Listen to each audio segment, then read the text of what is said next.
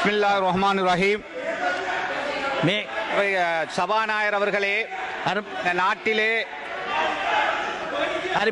ஆபத்தை ஏற்படுத்தியிருக்கின்ற கோவிட் சம்பந்தமான இந்த விவாதத்திலே பேச கிடைத்தமைக்கு நன்றி கூறிக்கொண்டு, கௌரவ சபாநாயகர் அவர்களே, எந்த ஒரு குற்றமும் செய்யாமல் இடம்பெயர்ந்த மக்கள் வாக்களிக்க சென்றார்கள் என்ற ஒரு காரணத்தை வைத்து அதற்கு பொறுப்பான அமைச்சர் என்ற வகையிலே இன்று நான் சிறைப்படுத்தப்பட்டிருக்கின்ற இந்த வேளையிலே சிறையிலிருந்து வந்து இங்கு பேசிக் கொண்டிருக்கின்றேன்.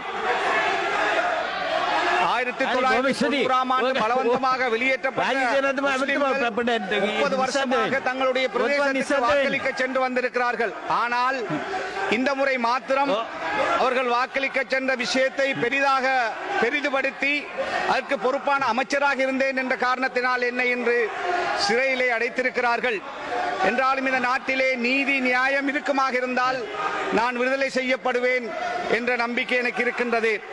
எனக்கு நடந்த இந்த அநியாயத்தை படைத்த அல்லாஹ்விடத்திலே நான் ஒப்படைத்தவனாக இந்த என் மீது சுமத்தப்பட்ட குற்றச்சாட்டு அப்பட்டமான பொய் என்பதையும்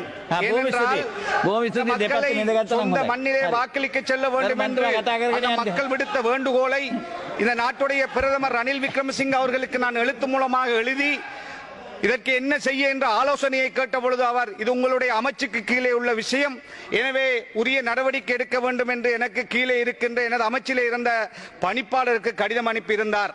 அதன் பிறகு நிதியமைச்சர் மங்கள சமரவீர அவர்களுக்கு இது சம்பந்தமான நிதியை பயன்படுத்துவதற்கு அதிகாரிகள் கேட்கிறார்கள், அதற்கான அனுமதியை தருகிறீர்களா என்று கேட்ட பொழுது நான் அதை உடனடியாக அனுமதிக்கிறேன், உடனே அதை முன்னெடுத்து செல்லுங்கள் என்று நிதியமைச்சர் அனுமதித்திருந்தார்.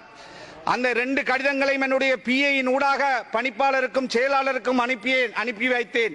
இதை தவிர, அதாவது ரணில் விக்ரமசிங்க அவர்களுக்கு ஒரு கடிதம் எழுதியதை தவிர, அதே போல மங்கள சமரவீர அமைச்சர் நிதியமைச்சருக்கு கடிதம் எழுதியதை தவிர நான் வேறு எந்த தவறும் செய்யாமல் அநியாயமாக இன்று வரை நான் சிறையிலே 14-15 நாட்களாக நான் அடைக்கப்பட்டிருக்கின்றேன். எனவே இந்த நாட்டிலே நீதி நிலையாக நியாயமாக நடக்கின்றது என்ற ஒரு நம்பிக்கை எனக்கு இருப்பதனால் எனக்கு நியாயம் கிடைக்கும், விடுதலை கிடைக்கும் என்று நம்புகின்றேன். எனக்கு நடந்திருக்கின்ற இந்த அநியாயத்தை படைத்த அல்லாஹ்விடத்திலே நான் ஒப்படைக்கின்றேன். இன்று பேசுகின்ற பொழுது பல விஷயங்களை கோவிட்-19 சம்பந்தமாக பேசினார்கள். இந்த நாட்டிலே இருக்கின்ற அரசியலமைப்பின் 3 சொல்லுகிறது, ஒரு நாட்டுடைய இறைமை என்பது மக்களிடத்திலே இருக்கிறது என்று. அரசியலமைப்பின் 4D சொல்லுகிறது, அரசியலமைப்பினால் உறுதிப்படுத்தப்படும் மக்களின் அடிப்படை உரிமை மதிக்கப்பட வேண்டும் என்று சொல்லப்படுகிறது. அதே போலதான் ஒவ்வொரு பிரஜையுடைய கருத்து சுதந்திரம், மத சுதந்திரம், அதாவது ஆர்டிகல் 10 ஊடாக உறுதிப்படுத்தப்படுகிறது. அதே போல 5 minutes for me. Please give me this opportunity. You have only 2 minutes. No, please give me. எனவே அந்த வகையிலே ஒரு மனிதனுடைய சாதி, சமயம், மொழி, இனம், பால், அரசியல் நிலைப்பாடு போன்ற காரணத்தினால் அவர்களுடைய உரிமை பறிக்க கூடாது என்று அரசியல் அமைப்பிலே 12(2) சொல்லுகிறது. எனவே இந்த கௌரவ ஜனாதிபதி அவர்களிடத்திலும் பிரதமர் அவர்களிடத்திலும் அமைச்சரிடத்திலும் மிக தாழ்மையாக நான் வேண்டுகோள் விடுக்கின்றேன்.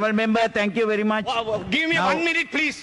2020 மார்ச்சிலே இன்ஃபெக்ஷன் பிரிவென்ஷன் அண்ட் கண்ட்ரோல் என்ற ரிப்போர்ட், அதாவது for the safe management of a dead body in the context of COVID-19 என்ற ரிப்போர்ட் சொல்லுகிறது, இறந்த உடலினால் எந்த ஒரு தொற்றும் இந்த நாட்டு உலகத்திலே ஏற்படவில்லை என்று உறுதிப்படுத்துகின்றது. எனவே தயவு செய்து அவசரமாக அமைச்சர் அவர்களே ஒரு எக்ஸ்பர்ட் கமிட்டியை நியமித்து நீங்கள் முஸ்லிம்களுடைய மையத்தை எரிப்பது, அதாவது இந்த மையத்தை அடக்குவதற்கான அனுமதியை வழங்குங்கள் என்று தாழ்மையாக நான் கேட்கின்றேன்.